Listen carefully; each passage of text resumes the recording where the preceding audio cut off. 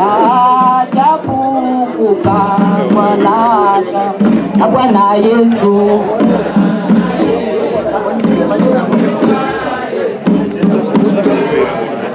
Imba kijito aso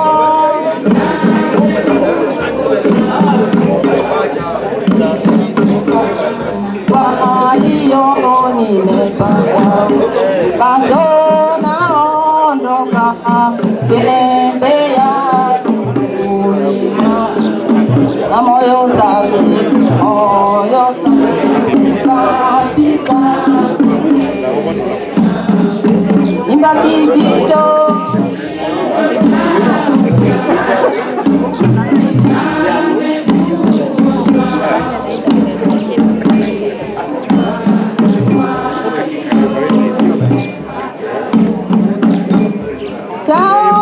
kutumaini sina,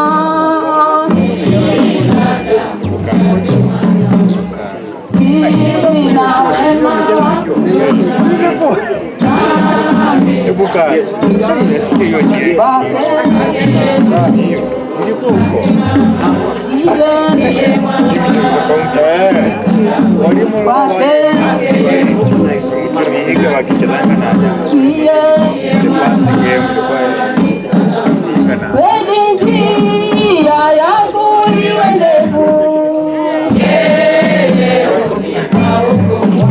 thank you.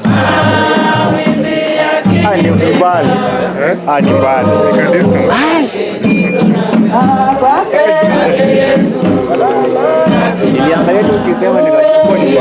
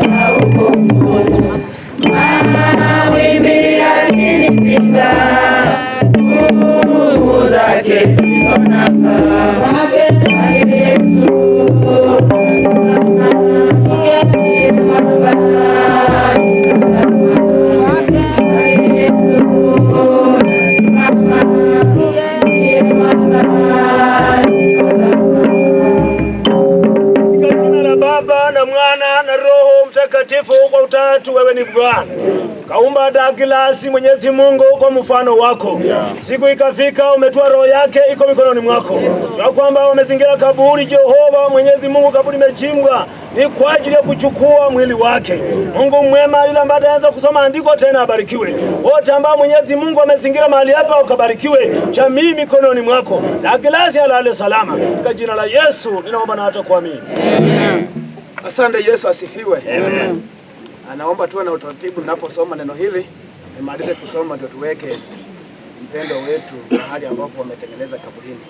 Bwana Yesu asifiwe. Amen. Neno la Bwana linasema Mwanadamu aliyezaliwa na mwanamke siku zake za kuishi si nyingi, naye hujaa tabu. Yeye huchanua kama vile ua, kisha hukatwa.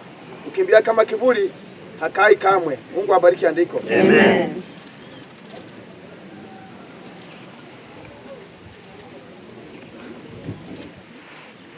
Lakini mimi najua ya kuwa mteteaji wangu yu hai, na ya kuwa hatimaye atasimama juu ya nchi. Na baada ya ngozi yangu kuharibiwa hivi, lakini pasipo na mwili wangu nitamuona Mungu. Mungu abariki andiko. Amen.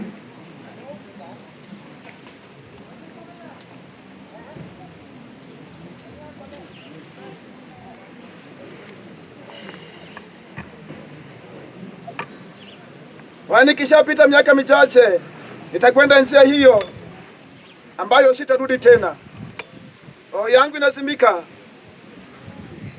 yangu inazimika, siku zangu zimekoma, kaburi i tayari kunipokea. Mungu abariki andiko. Baba, katika jina la Yesu tukufu, pewe sifa, niwe mfalme.